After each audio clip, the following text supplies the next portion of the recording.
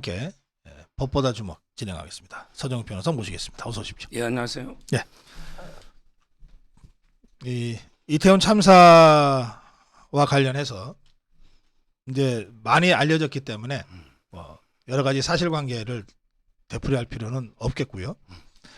지금 국면은 이제 오늘이 국가애도 기간 마지막 날인데요. 다음 주부터 이제 좌파 정당들 더불어민주당, 정의당이 국정조사 요구서를 내겠다 그러고 그런가 하면 이 국민의힘 쪽에서는 검수완박 때문에 검찰이 수사를 못하게 만들어 놓은 자들이 무슨 낯짝으로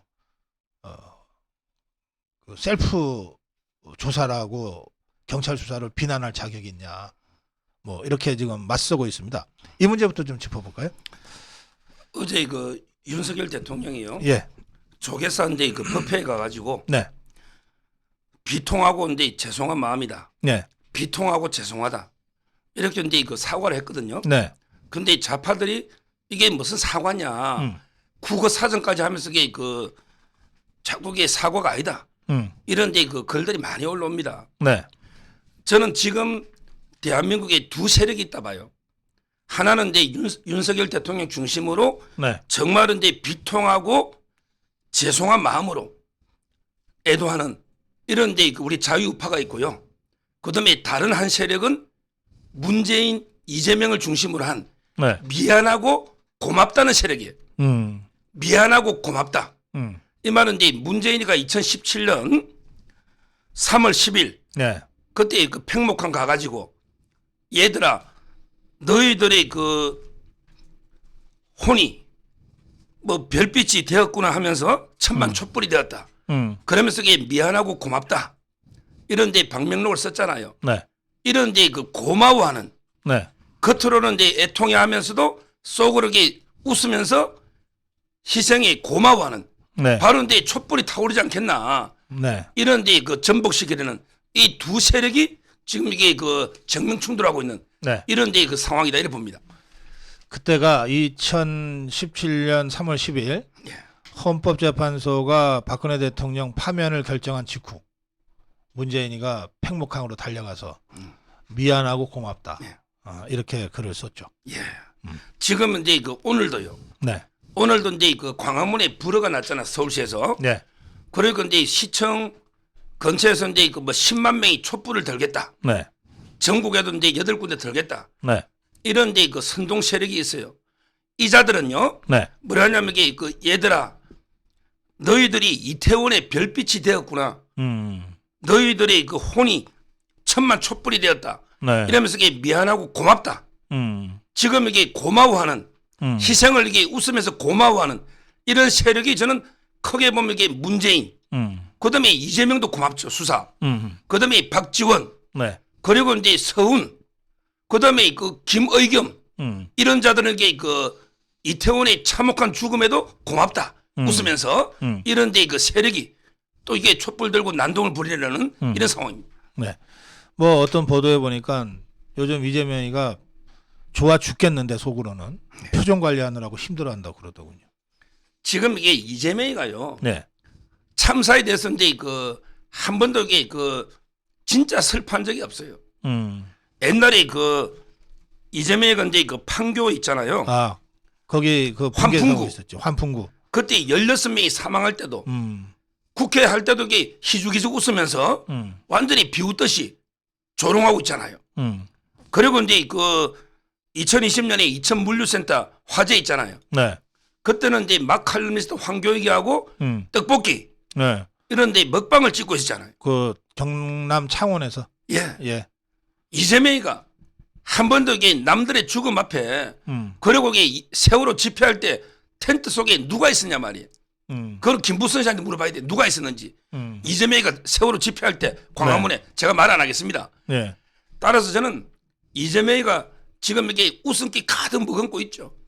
수사가 이게 조금 딜레이 되지 않겠나 애도 기한이니까. 예. 그렇지만 이제 제가 알기로 수사는 좀 이따 보겠지만 원칙대로 알겠습니다. 가고 있는 이런 상황이. 알겠습니다.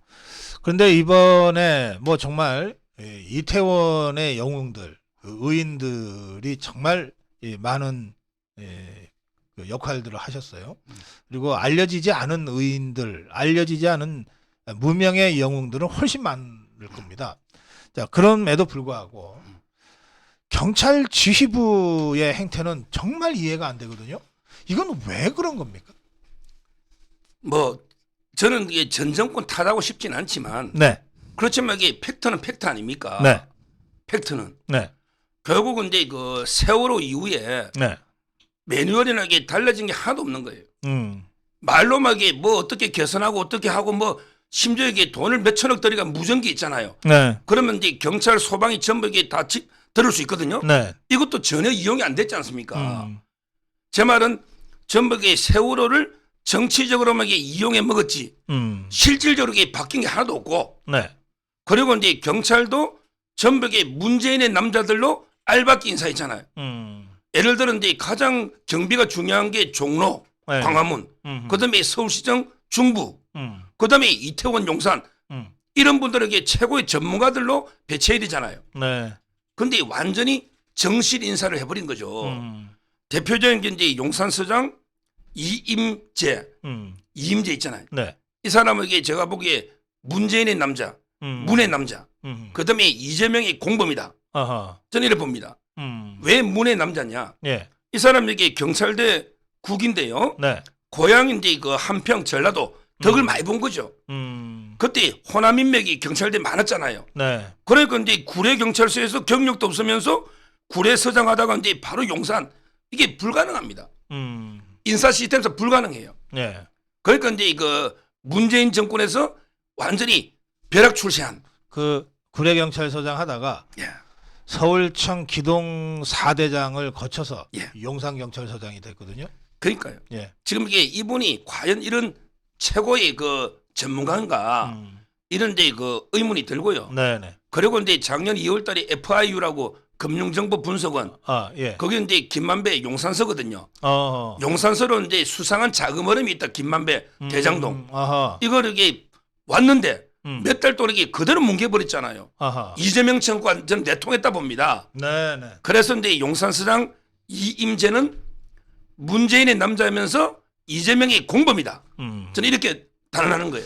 근데 지금 경찰의 감찰과 이제 수사가 진행되고 있지만 이 이임재라는 자 9시 30분에 삼각기에서 누군가 한 사람이랑 밥을 먹다가 이 상황이 위험하다라고 하는 보고를 받고 그 음식점에서 나갔다는 건데 정작 뭐 10시 20분에 현장 도착해서 지휘했다고 가짜로 저 업무 보고에는 써놨지만 실제로는 11시가 돼서야 도착했다는 거거든요.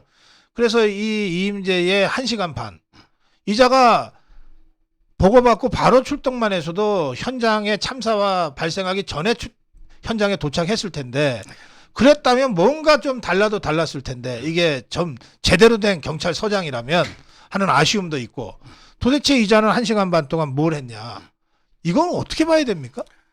그래서 제가 이제 어제 예. TV조선 나가서 네네.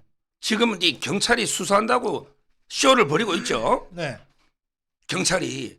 근데 용산 서장실도 압수수색 안 하고 서울지방청장실도 안 했어요. 네. 근데 제가 보기에 그거보다 더 중요한 게 있어요. 네. 이걸 제가 어제 TV조선에서 말했는데 네.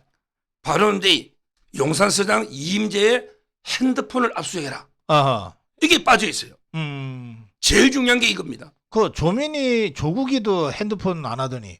아니 지금 이게 이임재 서장이 네. 9시 반에 이제 연락받고 출발했잖아요. 예. 차로 가면 이게 보통 10분이고 예. 걸어가면 이게 한 20분 좀 넘을 거예요. 네. 1.8km니까. 음.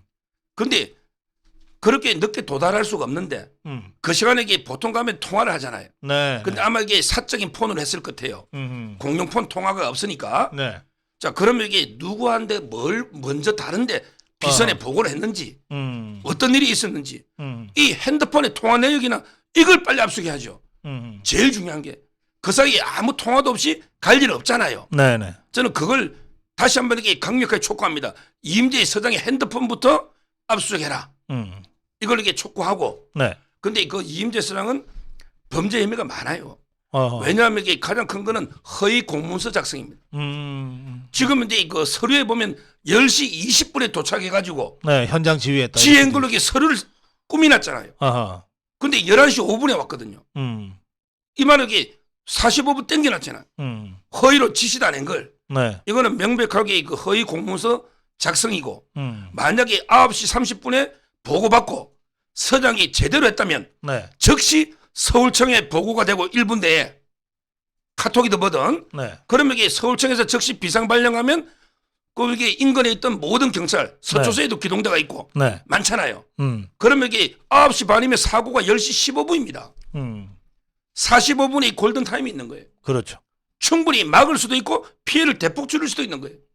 솔직히 서장이 9시 반에 출발하면서 어떻게 청장한테 보고하거나 비상을 다 걸어야죠. 네. 따라서는 핸드폰 압수하고 네. 그리고 이제 허위 공문서 작성, 그다음에 업무상 과실에 의한 과실치사, 직무유기 이런 데 철저한 조사를 해야 된다 이렇게 봅니다. 지금 경찰이 수사하고 있는 사람 중에 이임재 말고 한 명 더 있죠. 그 류미진인가? 유미진, 네. 유미진. 네. 이분도 이게 저는 문재인의 여자로 봐요. 이분도 이게 이 사람이 여자입니까? 유미진 총경 여자죠. 이분은 이게 저는 이분도 이게 그 능력이 안 되는 분이 네. 벼락 출시 아닌가 이래 보이고요. 네. 매뉴얼에 보면 이게 그 상황실에 근무하고 있어야 되거든요. 네. 상황실에. 예. 근데 자기 사무실에 10층에서 근무하면서 이게 보고도 못 받은 거예요. 이거는 제가 보기에 빼도 박도 못하는 직무유기입니다. 공무원에게 그 현장을 이탈하면 그게 그게 직무유기입니다. 네. 현장을 매뉴얼에 이렇게 새벽 1시까지는 상황실에 있어야 되는 거예요. 총경이. 네. 근데 자기 사무실 10층에서 뭐 하는지 전혀 이게 보고를 못 받은 거죠. 완전 허수아비 역할을 했지 않습니까? 네. 112 상황실에서 이게 바로 비상이 됐으면 충분히 그 줄일 수 있었거든요. 네. 그 점에서 이게 유미진 총경 이분도 이게 그 수사에 칼날을 피하기 어렵다 봅니다. 이제 저희 고성국 TV로 이제 경찰 현직 경찰들도 이렇게 저희들한테 좀 도움 말씀을 주시고 또 경찰을 오랫동안 그 경찰을 그 했던 분들, 그러니까 퇴직한 경찰들도 뭐 이렇게 제보를 해주세요. 이번 참사 관련해서 경찰의 행태가 너무나 어이없으니까. 근데 그 중에 한 분 저희가 다음 주쯤에 우리 방송에 모실 수 있으면 모시려고 하는데 그분이 이런 말씀하시더라고요. 그 지금 상황실장 얘기했잖아요. 그 상황실장과 그 밑에 팀장인가 가 계급 차이가 꽤 많이 난대요. 그래서 그동안 상황실장은 늘 자기 사무실에서 뭐 야전침대를 갖다 놓고 자는지 하여튼 편하게 지내는 게 그동안의 오랜 관행이었다는 거예요. 옳다가 아니고 오랜 관행이어서 아마 이날도 그랬을 거다. 그런데 이제 상황실의 팀장이 이제 상황을 보고 이제 중요한 사안일 경우에는 이제 실장한테 보고를 하는데 감히 이 계급 차이가 너무 나가지고 웬만한 일이면은 저 지금 쉬시는데 뭐 귀찮게 해드릴 거 있냐라고들 다 한다는 거예요. 그래서 이 류미진이라는 자가 상황실장이면서 자기 사무실에 있었고 그 밑에 상황실에는 실제로 계급이 한참 떨어지는 사람이 팀장이고 그 밑에 직원들이 근무를 하다 보니까 상황 파악도 잘 안 되지만 이게 상황 파악이 돼도 지금 쉬시는데 이거 전화 드려도 되나? 이러다가 시간이 늦었을 가능성이 꽤 있다. 그게 오랜 관행이었다. 라고 하는 말씀을 저희들한테 해주셨거든요. 전화로. 그렇죠. 뭐 그렇고요. 이분도 이게 근데 제가 뭐 특정 지역을 말하고 싶지는 않은데 네. 왜냐하면 이게 특정 지역의 경찰청의 그 조직들 있잖아요. 예. 이 사람들이 요직을 다 차지했거든요. 네네. 유미진도 이게 전라남도 나주 출신입니다. 나주 경찰대에 넣었죠. 네. 이런 식으로 이제 그 문재인의 인맥입니다. 네. 제 말은 이게 특정 파벌이 네. 호남 있잖아요. 예. 경찰대 이런 데 파벌이 저끼리 땡겨주고 밀어주고 아하. 이런 데 그 요직을 독차지하다 보니 네. 이런 게 참사가 벌어진 거 아닙니까? 네네. 지금 이게 결과만 보자고요. 결과만 보면 이게 제일 먼저 하는 게 윤석열 대통령입니다. 그렇죠. 그 다음에 이상민 장관이에요. 그리고 이게 경찰청장입니다. 아니 이게 나라냐고요.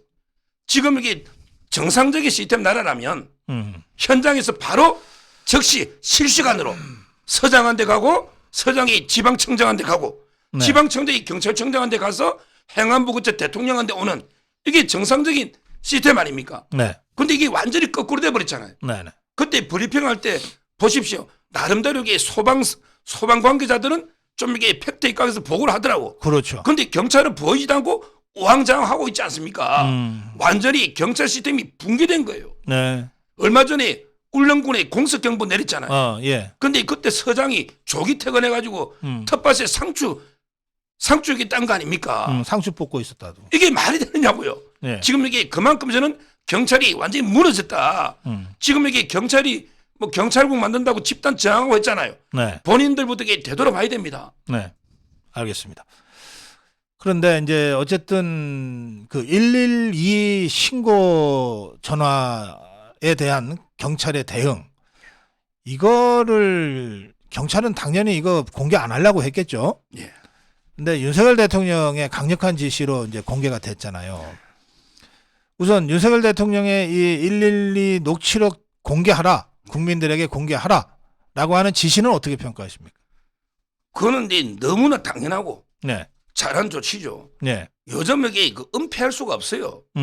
저는 잘못은 잘못대로 모든 걸 이게 국민들한테 그 백일하에 다 공개를 해야 됩니다. 네. 어떠한 것도 예. 모든 게 사실을 공개하고 잘못한 거는 이게 책임을 지는 거고 국민의 질책을 받을 거는 받아야죠. 저는 윤석열 대통령이 처음부터 제대로 이게 모든 정보를 국민에게 알리라. 네. 네. 이렇게 하고요.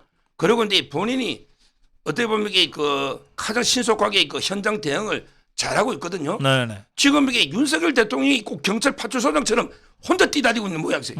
나머지는 이게 보이지가 않는단 말이에요. 네. 네. 이래서 이 나라 되겠냐 말이에요. 그래요. 뭐 저는 윤석열 대통령의 대응은 뭐 매뉴얼의 원칙에 따라 적절했다. 이렇게 평가합니다.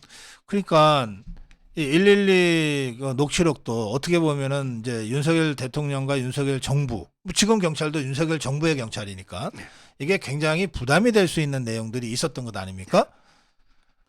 그래서 이거 뭐 공개했다가 나중에 우리만 욕먹는 거 아니야? 우리만 덤탱이 쓰는 거 아니야? 라고 하는 생각이 혹시 있었을 수 있었는데 그것 때문에 만약에 미적거렸다면 진짜 큰일 날 뻔했어요. 완전히 진짜 뒤집었을 뻔했어요. 이게 공개 안 될 리가 없잖아요. 그러니까요. 예. 결국 근데 그 뭐 세월호 때도 밀려서 네, 있었고요. 예. 저는 윤석열 대통령인데 그 실제 그 이런 분야 수사를 좀 많이 해본 것 같아요. 아하. 예. 옛날은 이제 그 대형 참사가 검찰의 관할권에 있었잖아요. 네. 지금 이제 검수완박이 돼가지고 대형 참사가 빠지다 보니까 진짜 이게 우리 삼풍백화점, 성수대교, 세월호 전북에 수사한 게 검찰 아닙니까? 검찰. 그렇죠. 근데 도대체 이게 검찰의 수사권을 축소하는까지 좋은데 도대체 이게 대형 참사를 왜 수사권 박탈하는지 이거는 이해를 못 하겠어요. 2개 남기고 다 박탈했잖아요. 그렇죠. 예. 근데 대형 참사를 박탈하면 이게 누가 좋은 거예요? 국민들한테 좋은 게 하나도 없잖아요. 네. 그 점에서 저는 이제 그 검수완박도 문제가 있고요. 네. 아마 이제 그 윤 대통령이 상당히 그 현실적인 여러 대안들도 네. 많이 이제 내놓으시고 상당히 이 분야는 좀 전문가가 아닌가 이런 부분. 예. 경찰 대응 관련해서 한 가지만 마지막으로 짧게라도 짚어야 되겠어요. 이 경찰청장의 이 행태인데요. 이게 뭐 비번 휴일이니까 토요일이 뭐 지방에 뭐 고향에 뭐라고 하지만 실제로는 고향은 청주인데 제천을 갔더라고요.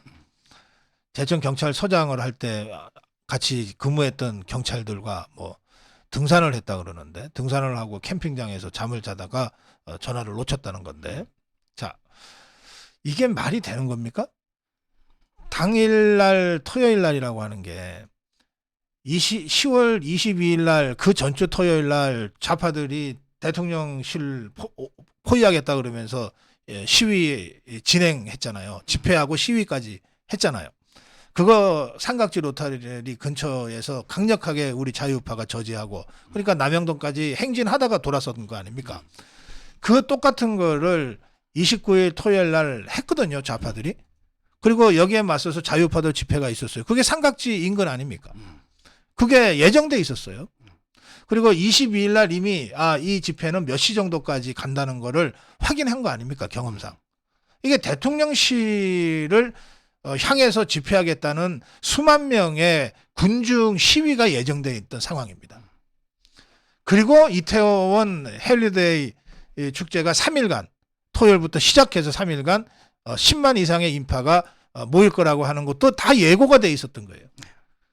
그게 대통령실의 오른쪽이 그러니까 광화문에서 보면은 대통령실의 왼쪽에는 헬로윈 집회 10만, 대통령실의 오른쪽에는 이 좌파 시위대와 자유파 집회가 적어도 한 7, 8만, 10만 가까운 이 군중이 대통령실 바로 옆에서 집회가 예정돼 있었던 거 아닙니까? 예. 그것도 밤에. 예. 촛불은 밤에 드는 거 아닙니까? 헬로윈 축제도 밤에 하는 거 아닙니까? 이런 상황에서 경찰청장이 국감 때문에 그동안 미뤘던 개인 일정이라 그러면서 서울을 비워요? 이게 말이 되냐고요? 물론 이제 그 점도 뭐 있고요. 예. 진짜 100번 양보했었는데 뭐 서로 비호가 자기 이제 고향이든 뭐 아니면 다른 데 갔다. 예. 그렇다 하더라도 이게 저는 시스템이 완전 무너졌다 봐요. 예. 왜냐하면 이게 그 예를 들어 이제 합참의장이나 국방부 장관도 개인 예. 일정이 있을 수 있죠. 네. 근데 갑자기 북한군이 침공한다. 네. 이럴 때는 이게 그 밑에서는 합참의장이나 장관의 일거수일투족을 다 여기 파악하고 있어야 되고 그렇죠. 적시에 업무폰이 있잖아요. 예. 적시에 보고가 돼야 되잖아요. 예. 근데 저는 아니 최소한 저 수행비서 하나는 같이 가 있어야지. 그러니까 24시간 전화 받는. 수행비서도 이제 있고 그다음에 업무용 폰은 소리가 크기 때문에 자다가도 이게 바로 받을 수가 있습니다. 네. 자명정보도 이게 소리가 더 클 수가 있거든요. 그렇다면 저는 처음에는 이게 어디 간지도 잘 몰랐는지 하다가 이게 뭐 문자를 보냈더라고요. 문자는 못 보죠. 잠들어 버리면. 예. 처음부터 이게 급하게 전화 울려야지 벨 소리가 울릴 거 아닙니까? 네. 이런 식으로 이게 그 해가지고 한참 뒤에 아니 이게 잠이 들어가지고 나중에 보니까 뭐 11시 제일 늦게 보고를 받은 거죠. 네. 이거는 제가 보기에 그 경찰 쪽의 그 업무 시스템 체계가 이게 완전히 붕괴된 거 아닌가. 네. 만약에 비유컨대 똑같은 게 합참의장 아닙니까? 네. 합참의장이 뭐 자고 있는데 이게 문자 보내가 늦게 받고 하면 이게 어떻게 정군이 대응합니까? 이거 똑같잖아요. 그렇죠. 따라서 저는 경찰청 전체의 그 청장에 대한 보고 체계 이게 완전히 붕괴됐고 본인도 이게 청장도 정말 이게 중요한 시기에 네. 너무 이게 가볍게 행동한 게 아닌가 이런 생각이 들어요. 알겠습니다. 예. 이 이태원 참사 관련해서 경찰의 대응까지는 여기까지 짓겠습니다. 그런데 이 참사 직후에는 눈치를 보던 좌파가 한 하루 만에 이 허위 정보를 아주 교묘하게 조작해가지고 이걸 조직적으로 유포하는 행동들을 시작을 합니다. MBC는 당일날 정부 잘못을 제보하는 사람 찾습니다라고 기다립니다라고 아예 공지를 띄우고 김어준이가 가세하고 남영희가 뭐 황당한 주장을 하고 이 남영희라는 자는 계속해서 지금 뭐 네티즌의 영상이라 그러면서 링크하고 마침내 박찬대라는 자 네티즌 영상 네티즌 글을 슬그머니 공유하고 이런 식으로 해서 이제 윤석열 정부 공격에 나섰어요. 윤석열 대통령을 공격하는 겁니다. 또 김포에는 그 정말 학교 앞에 그 대형 플래카드를 조기처럼 만들어 가지고 그 근조 리본처럼 만들어 가지고 쌍소리까지 써가면서 그걸 게재하고 이재명이가 참사 직후에는 초당적으로 협조하겠다 했다가 한 눈치 보더니 3일부터 확 돌아서 가지고 지금 공격에 선봉에 나섰습니다. 이 좌파들의 이런 행태에 대해서는 우리가 어떻게 대응을 해야 됩니까? 저는 지금 이게 우리 그 자유 대한민국이 네. 두 개의 전쟁을 벌이고 있다 봅니다. 두 개의 전쟁을 동시에 벌이는 거예요. 예. 원래 미군들도 이제 대만 전쟁과 우리 한국 한반도 네. 이런 데 두 개의 전쟁 시나리오도 있잖아요. 지금 우리 자유 대한민국은 두 개의 전쟁을 동시에 벌이게 되는 예. 심각한 상황이에요. 하나의 전쟁은 이제 그 핵으로 무장한 김정은의 그 3대 세습 체제 하고 이제 전쟁을 벌이는 거예요. 지금 이게 김정은이가 도저히 미사일 발사를 몇 개 했는지 헤아릴 수도 헤아릴 수가 없어요. 네. 완전히 언카운터블이야. 헤아릴 수가 없어요. 지금 이게 도대체 미사일을 몇 개 쏘았습니까? 극격하게 울릉도 공석경보까지 완전히 공석경보에 올린 거 아닙니까? 네. 이게 하나의 전쟁입니다. 실제로, 실제로 준전시 상태죠 지금. 그렇죠. 네. 그다음에 두 번째 전쟁. 이게 바로 가짜뉴스, 네. 혹세무민하는 이런 이 가짜 촛불 있잖아. 이런 종북 좌파와 또 하나의 전쟁을 벌이고 있는 거예요. 네. 지금 저희는 이게 두 개의 전쟁. 북한의 김정은 체제와 그다음에 종북 좌파들 이 두 개의 전쟁을 저는 동시에 지금 벌이고 있는 엄중한 상황이다. 네. 이렇게 보고요. 네. 지금 이제 저희는 그나마 저는 좀 희망적으로 보는 게요. 네. 두 가지 이유입니다. 네. 하나는 이제 그 국민들이 많이 깨어났어요. 음. 세월호 때는 통했어요. 그런데 세월호 때의 국민이 지금 국민이 아닙니다. 아하. 세월호 때는 한 번 쏘갔죠. 네. 이제 두 번 쏘지 잘 않아요. 네. 원래 두 번 쏘면 쏘은 사람이 바보를 했잖아요. 그렇죠. 따라서 이제 국민들이 상당히 자각되고 깨어 있다. 네. 그 점에서 이제 그 저는 희망을 좀 가지고요. 그다음에 두 번째가 언론이에요. 세월호 때 언론과 지금 이게 언론은 달라요. 아하. 세월호 때는 이제 그 MBC, KBS가 거의 언론을 독점할 때입니다. 근데 지금은 우리 고성국 TV부터 이런 데 그 자유파 유튜버들이 완전히 여론 시장에 상당히 영향을 미치고 있거든요. 네. 네. 그 점에서 저는 언론 환경도 달라졌다. 그래서 이제 그 이번 전쟁은 저희가 이제 비상한 각오로 종북 좌파와 그다음에 김정은 체제와 싸워야 되지만 네. 비상 각오로 그렇게 비관적이지는 않다. 옛날 세월호 때 한번 당했지만 네. 이번에는 이게 저희가 승리한다. 이래 봅니다. 그 우리 서정욱 변호사는 뭐 모든 언론에서 다 그 모셔가려고 하는 이제 우리 자유파의 대표적인 패널이신데 종편을 많이 하잖아요. TV조선을 비롯해서 실제로 방송을 해보면 그 세월호 때 그 기억하시죠? 세월호와 박근혜 대통령 탄핵 때의 그 언론들 그냥 하이에나 새끼들처럼 막 물어뜯으려고 그냥 했던 그때와 지금하고는 조금 양상은 다릅니까? 완전히 달라요. 왜 그러냐면 이게 부끄러운 고백인데 네. 그때는 이게 제가 YTN에서 처음 방송했거든요. 네네. 그때는 이게 그 저도 쏘갔어요. 저도 이게 최서원 씨 있잖아. 최순 씨는 완전히 그 마녀처럼 나쁘게 봐가지고 이게 네. 그때는 촛불을 비하면 이게 바로 방송 하차입니다. 네네. 그때는 네. 그때는 이게 뭐 방송의 균형 자체가 없었어요. 네. 완전히 박근혜 대통령 최순실이 마녀로 물어뜯었잖아요. 지지율이 한 자리까지 떨어지고 네. 그때는 이게 뭐 저 자신도 제가 겨우 한 게 탄핵은 안 됩니다. 요 정도 발언만 했지. 네. 저도 이게 방송에서 그때는 제대로 이게 소신껏 못한 거. 네. 제 자신부터 먼저 반성을 하고. 네. 그런데 이제는 달라요.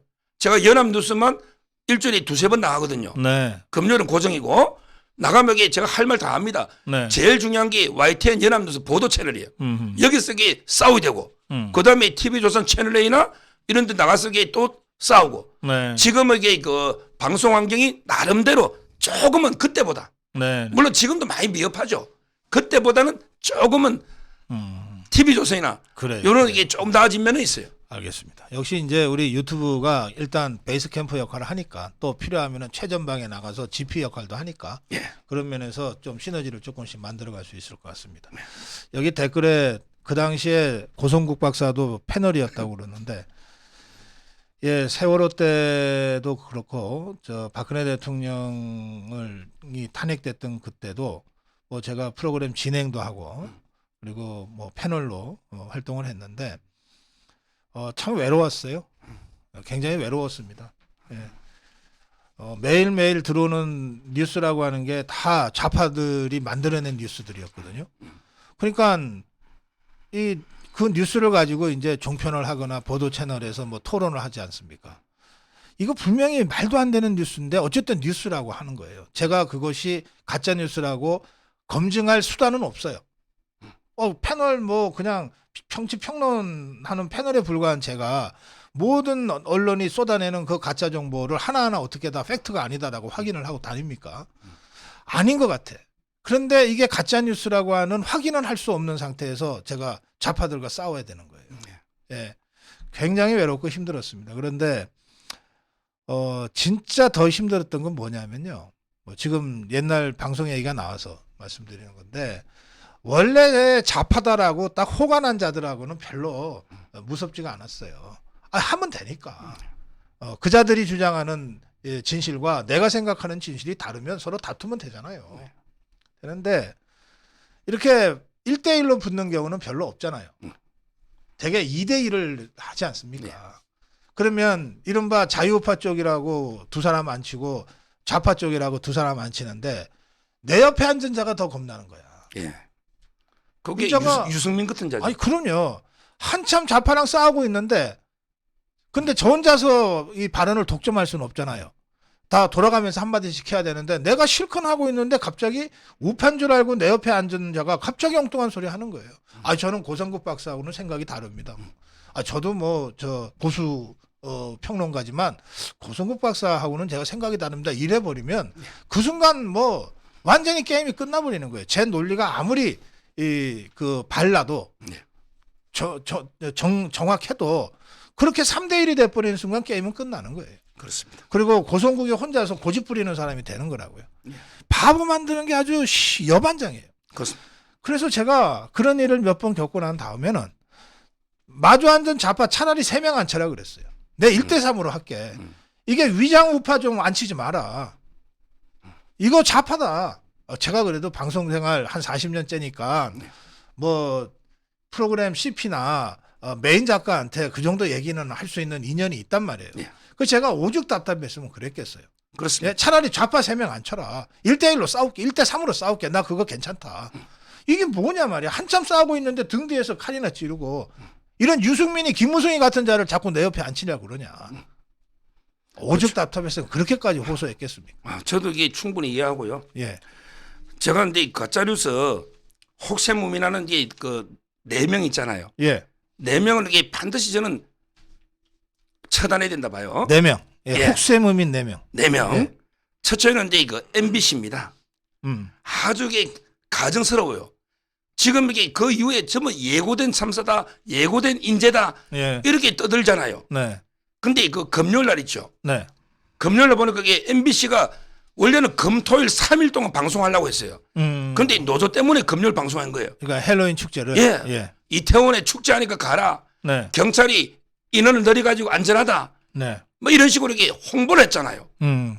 자기들이 가라고 홍보해놓고 이제는 이게 예고된 참사다. 예. 이렇게 책임을 완전히 180도 바꿔버리는. 네. 그리고 이게 PD 수첩 가지고 다시 이게 제2의 광우병 조작을 하려 했잖아요. 네. 이 MBC 매국 완전히 막장 방송. 이게 저는 첫째 가짜뉴스 네. 처단해야 되고요. 네. 그다음에 두 번째가 민노총입니다. 음. 민노총. 민노총에 가보면요. 예. 지금도 이 조합원 2명 있잖아요. 네. 한 명은 실명으로 쓰고 한 명은 김땡땡이라 해놨어요. 음. 조합원의 2명에 추모한다고 홈페이지 올려놨습니다. 아, 그러니까 사망자 중에 민노총이. 2명이 민노총 소속이다고? 예. 예. 근데 민노총이 2명이 개인적으로 그냥 놀러 갔다가 이게 우연히 그냥 희생된 걸까요? 저는 그래 안 봅니다. 민노총이 그날 이후의 행적을 밝혀야 돼요. 네. 삼각지까지 조직적으로 왔다가 몇천 명이 그냥 이태원을 몰려간 게 아닌가. 아하. 디풀이나 네. 놀라고. 음. 그러니까 이게 2명이 희생된 게 아닌가. 아. 이런 게 강력한 의심이 들어요. 실제 제보가 그래요. 몇천 명이 갔다. 실제로- 엄청나잖아요. 실제로 집회 시위를 마치고 예. 행진을 하다가 막혀서 그쪽으로 많이 흘러갔다. 네. 사람들이.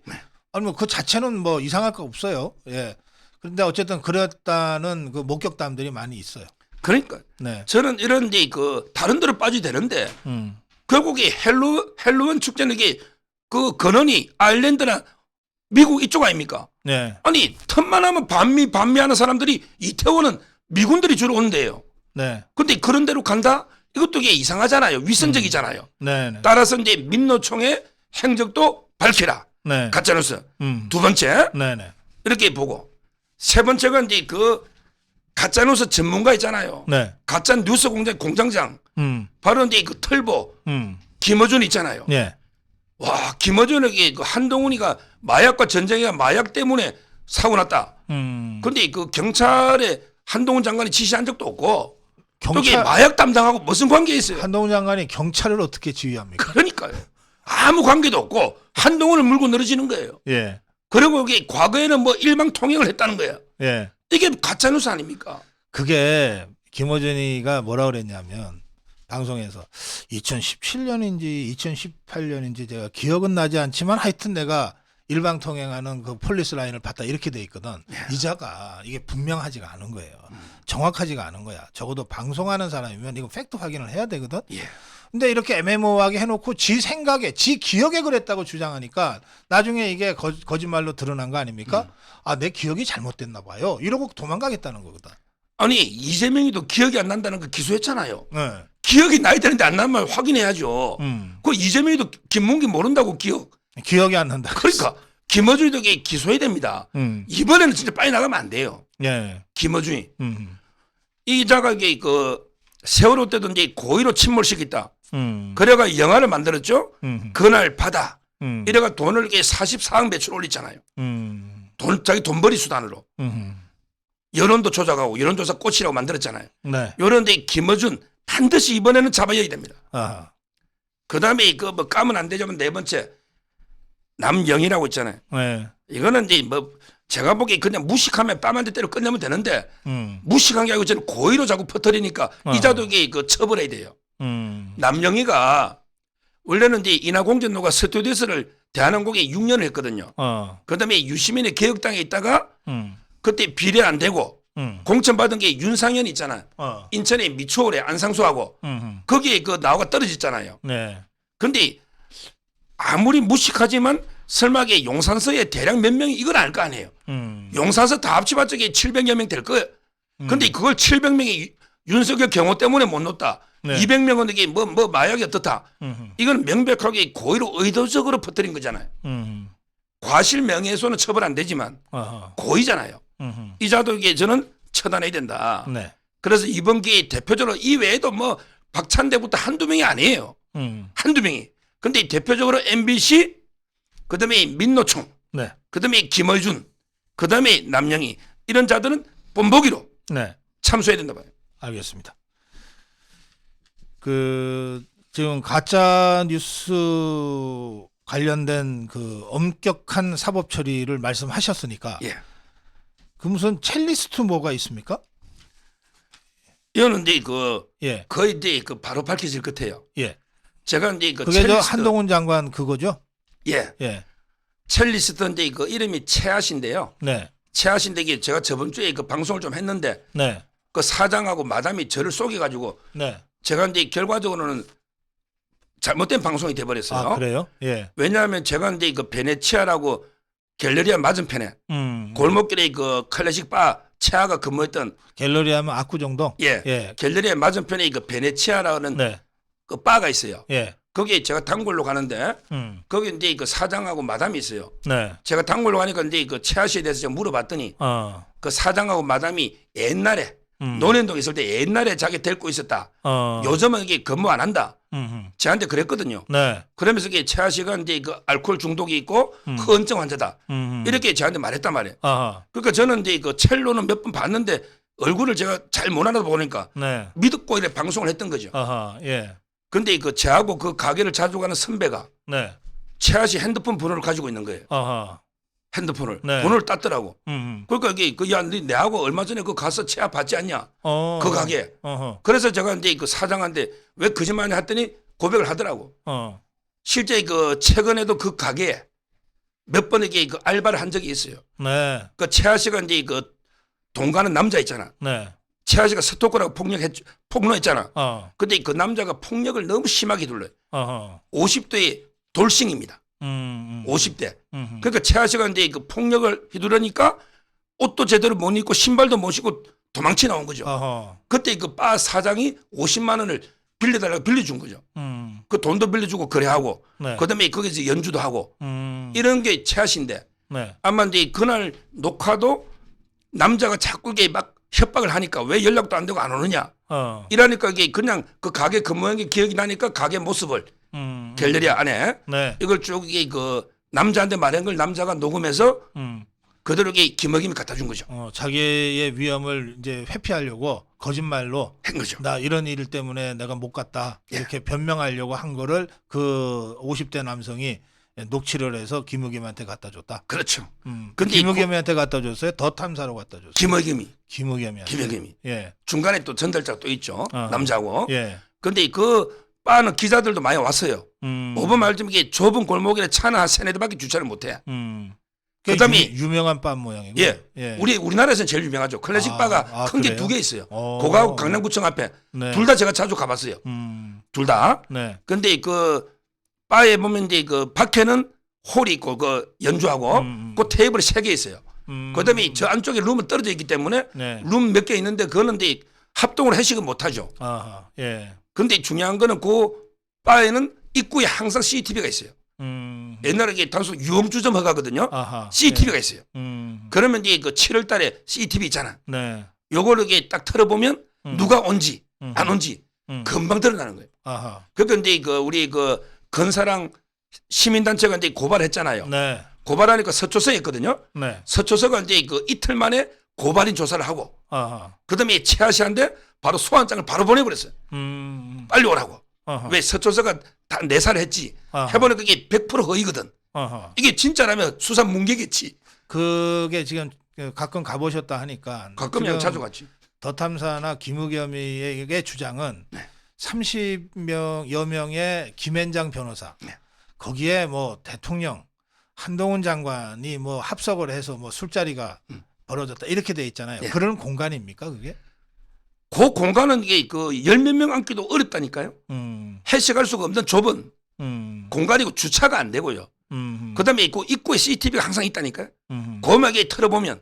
그러니까 이제 서초서에서는 네. 명백하게 허위니까 최하 씨 보고 이렇게 신속하게 고발된 지 이틀 만에 고발인 조사하고 바로 이제 그 소환한 거죠. 알겠습니다. 그래서 10분에만 밝힌다 봐요. 그 첼리스트는 이 사안과 관련해서 어떤 사법 처리를 받을 가능성이 있습니까? 첼리스트는 이제 그 무죄입니다. 아 그래요? 예. 왜 무죄냐? 네. 첼리스트는 이제 그 자기가 동그라미 그 자꾸 협박이나 동그라미 자꾸 이게 추구하니까 위협을 회피하기 위해서 동그라미한테만 개인적으로 전화로 말한 거죠. 아하. 이 말은 이게 명예훼손에가 널리 알리겠다. 중요한 게 명예훼손은 공연성이 있어야 돼.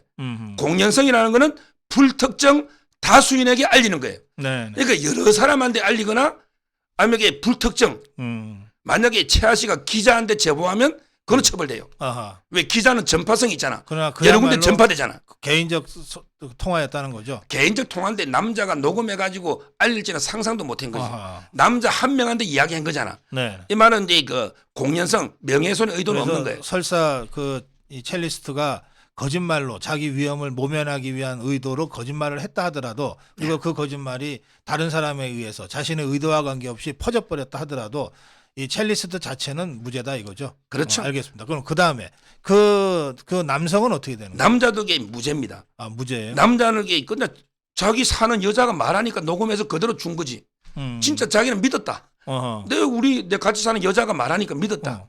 이러면 이게 그 무죄고요. 근데 그걸 다른 사람한테 전해준 행위는 괜찮습니까? 자기는 이제 그 제보 행위라고 생각하니까 아. 실제 그 남자는 고소를 안 한 걸로 알고 있어요. 아, 고발인이 네, 우리 네. 시민단체가 지금 2세창까지만 고발했거든요. 따라서 이제 그 저는 김의겸이하고 네. 그다음에 더 탐사가 명예훼손으로 처벌된다. 아하. 협업으로 예. 이렇게 보는 거예요. 특히 김의겸이는요. 네. 청와대 대변인을 했잖아요.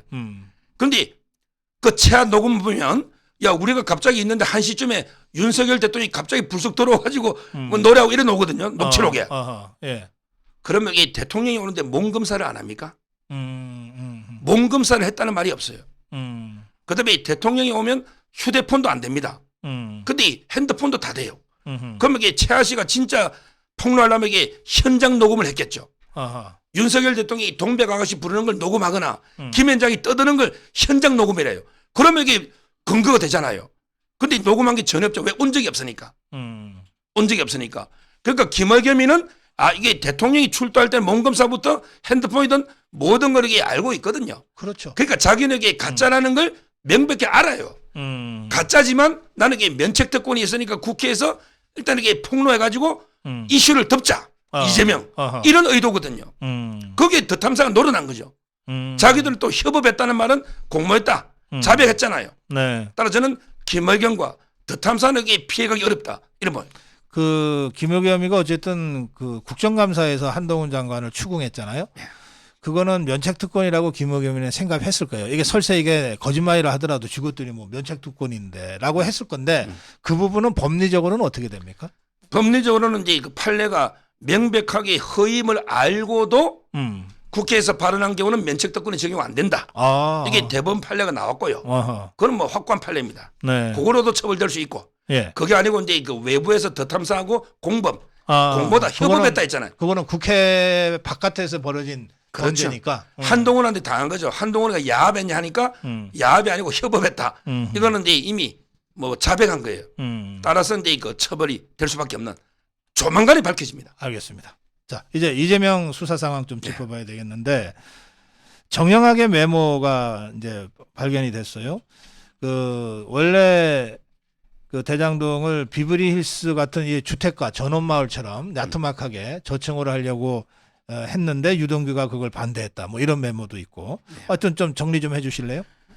뭐 한 주 동안은 이제 그 이태원 참사 때문에 좀 보도는 덜 됐지만 예. 중요한 일들이 이제 그 저희 저번 주 토요일 방송 이후에 네. 많이 있었어요. 그 중에 이제 그 이재명이는 대장동의 그 구체적인 자기가 설계는 관여 안 했다.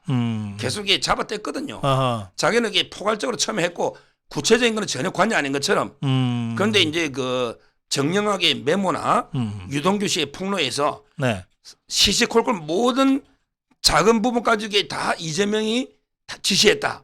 이렇게 되면 이게 배임죄 주체가 바뀌거든요. 아, 그렇구나. 1,800억. 배임은 게 모든 게 이재명이 설계한 거 아니냐. 네. 즉 이재명이는 이제 이걸 이자가 꼭 이래 임대주택 한다고 해놓고 나중에 가면 이게 일반 분양하고 일반 분양한다 해놓고 처음에는 이게 부자들을 향한 최고의 부자 동네 만들려 했다니까요. 비브리 힐스. 왜? 그거 최고 부자 동네 아닙니까? 낮은 연립주택. 근데 유동규하고 반대해가지고 그러니까 이거는 연립주택이라고 표현되지만 실제로는 빌라촌을 만들려고 한 거네. 부자들 예. 위주로. 예. 거기 뭐 100평짜리, 120평짜리 이게 그 강남 쪽이나 또 분당에도 그런 그 아주 고급 호화 빌라들이 있거든요. 그러니까요. 예. 그러니까 항상 이 부자 정책을 핀 거죠.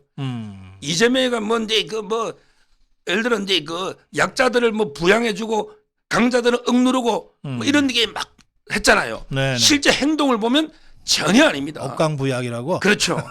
전혀 아닙니다. 그런 실제는 어려운- 이게 거꾸로. 그런 어려운 한자를 어디서 주워 들어가지고.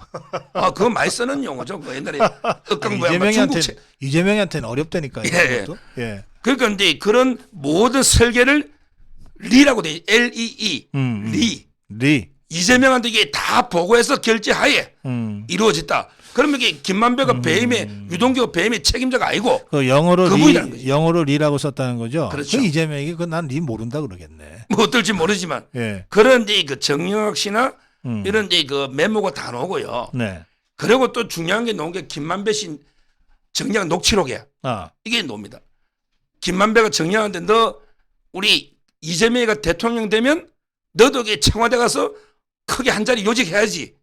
이런 말이 나와요. 아하. 그랬더니 정영학이가 나는 콩팥이 하나밖에 없다는 건강이 안 좋다는 거예요. 아하. 나는 이게 체력이 안 돼서 청와대 못 간다. 음. 그러니까 김만배는 저번에 그 TV조선도 보도했지만 이재명이가 대통령 되면 우리가 3년만 살면 다 끝난다.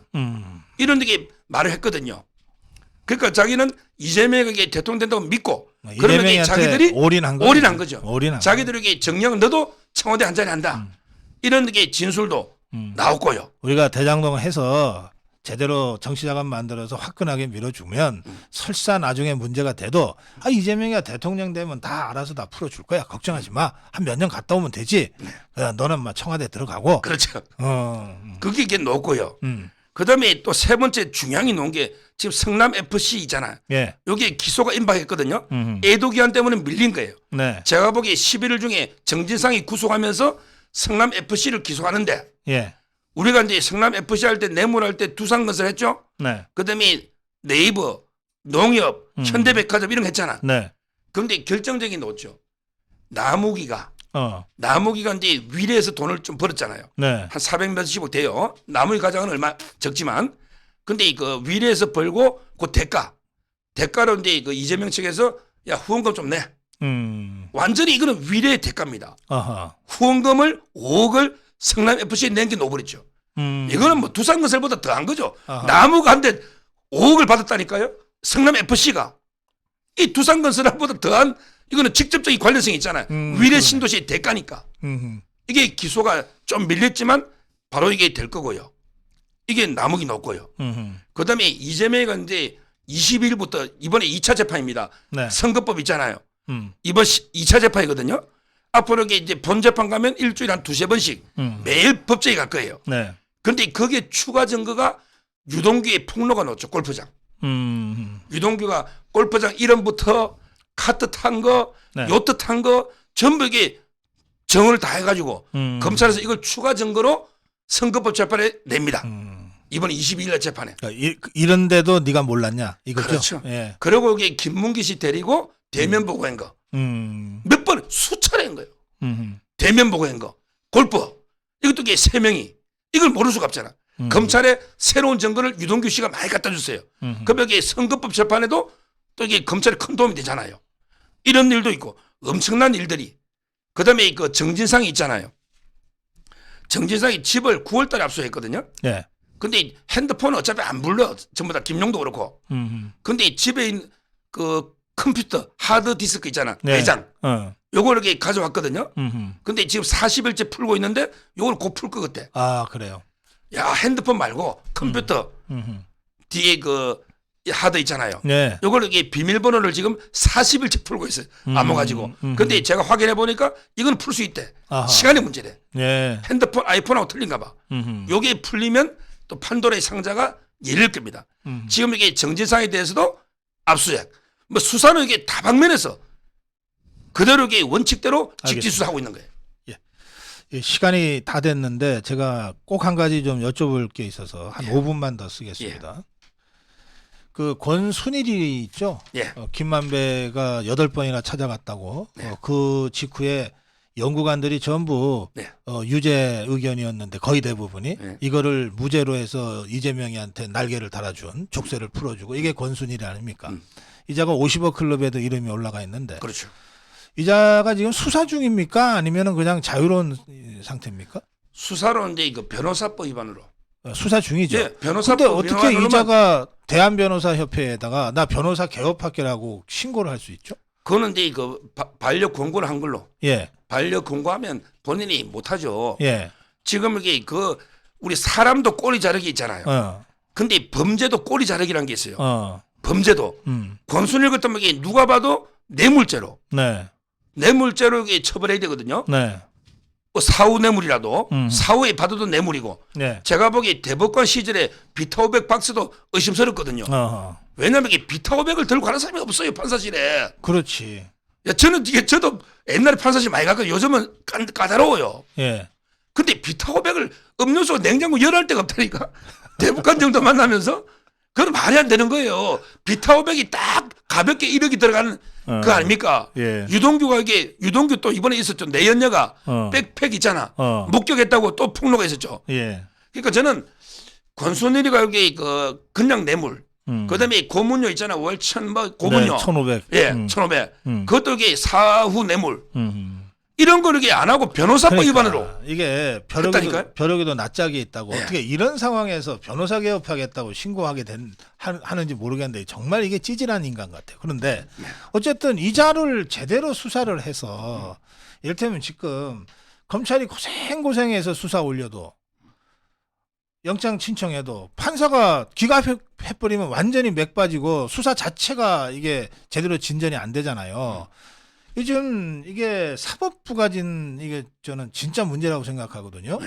그리고 어쨌든 우리가 정권을 탈환했기 때문에 뭐 경찰이나 검찰이 우리 기대나 우리 마음 양껏 제대로 움직이지는 않지만 그래도 뭐 이거는 움직여 갈 거예요. 그런데 어쨌든 이게 다 행정부니까. 그런데 저 사법부는 저 김명수가 내년 7월입니까 임기가? 그때까지 어쨌든 김명수가 뻘건 쥐고 김명수 대법원장 6년입니까 임기가? 예. 그때 동안 지난 5년 동안에 뭐 그냥 알박기도 해놓고 승진도 시키고 했던 자들이 쫙 포진해 있잖아요. 그러니까 이 사법부를 최종적으로 개혁하지 않으면 검찰이나 경찰이 아무리 고생해도 저것들이 계속해서 영장 기각, 뭐 무죄 이럴 거란 말이에요. 그 사법부에게 일대 경정을 알려야 된다. 그게 저는 권순일이라고 생각합니다. 예. 이렇게 명백한 사건에 어떻게 제대로 된 이 수사와 이 법적 심판이 안 내려진다는 게 말이 되냐 말이에요. 예. 예. 제가 근데 그 며칠 전에 네. 그 부장판사, 네. 지원장, 네. 부장판사인데 대학 후배하고 2명 저녁을 먹는데 네. 그 판사가 제보 그러더라고. 아 형님, 우리 판사들의 여론을 들어보면요. 네. 자 그러더라고. 김명수보다 더 나쁜 놈이 권순일이라. 야 저렇게 깜짝 놀라. 야 나는 이제까지 김명수가 제일 나쁜 놈인 줄 알았어. 근데 판사들의 여론은 예. 김명수보다 더 나쁜 놈이 권순일이라는 거야. 나쁘고 찌질한 거야. 찌질하고 아니 나쁜 김명수에게 뭐 네? 진짜 뇌물 월 1,500 고문료는 못 받겠지.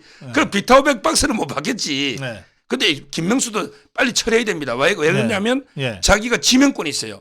헌재 재판관이나 어허. 이런 데 그 지명권이 있잖아요. 음. 대법관이나. 네. 이거 행사하면 안 됩니다. 예. 빨리 여기 저는 김명수도 정리해야 되고 음. 권순일도 이게 수사해야 된다. 네. 그래야 이게 제대로 상권 분립이 되는 음. 이번에 총선에서 민주당 정리하고 네. 그다음에 김명수 사법부 정리하면 네. 그러면 이게 진정한 정권 교체가 된다. 이렇게 봅니다. 알겠습니다. 오늘 네. 마무리하시면서 한 말씀 듣겠습니다. 아까 제가 이제 그 대한민국엔 2개의 전쟁을 동시에 벌이고 있다. 네. 바로 이제 김정은 3대 세습 체제 핵으로 무장한 네. 김정은과 전쟁 하나.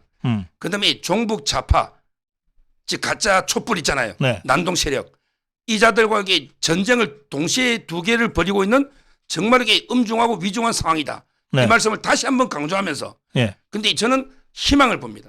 음. 아까 제가 2개 이야기했는데 세계에서 희망을 봐요. 세계에서 첫째는 이제 그 국민이 그때 국민이 아니다. 세월호 때 그 우리가 당했던 국민이 많이 깨어나고 있다. 이 점에서 저는 희망을 보고 세월호하고 비교해서 예. 그다음에 언론이 그때 언론이 아니다. 그때는 이게 MBC, KBS가 장악했지만 지금 이게 우리 유튜브나 정말 이게 제대로 된 대한 언론이 많다. 이게 2번째고요. 네. 아까 제가 하나 빠뜨렸는데 그때 좌파의 주도 세력과 지금 주도 세력이 틀려요. 그때는 이게 좌파 주도 세력이 나름대로 중도까지 해서 이게 통일성이 좀 있었죠. 네. 근데 지금은 누가 주도하느냐? 바로 이게 죽은 문재인과 이재명이 갑니다. 이재명이 범죄자들이 지금 이게 촛불 난동, 촛불 콧대들을 주도하고 있는 거예요. 이거 힘이 없습니다. 이재명이나 문재인이나 자기 살라고 이게 방탄 촛불을 들고 있는 거예요. 이걸 저희가 간파해서 이번에 확실하게 초전에 박살내야 된다. 그때 우리 세월호 때 쏘고 우리 얼마나 그때 자유파가 괴멸되다시피 했잖아요. 예. 이번에는 이게 그때 국민이 아니고 그때 언론이 아니고 그때 좌파 주도 세력이 아닌 진짜 이게 부패한 이재명, 문재인이 가기 때문에 네. 충분히 이길 수 있다. 희망을 가지고 싸워나가자. 이 말씀을 드립니다. 알겠습니다. 예. 예, 서정욱 변호사와 함께 한 법보다 주먹. 예. 오늘도 아주 명쾌하고 또 아주 심층적인 또 새로운 취재를 통해서 여러분들이 잘 몰랐던 어떤 사실들까지 아주 정확하게 짚어주셨습니다. 서정욱 변호사님 수고했습니다. 감사합니다.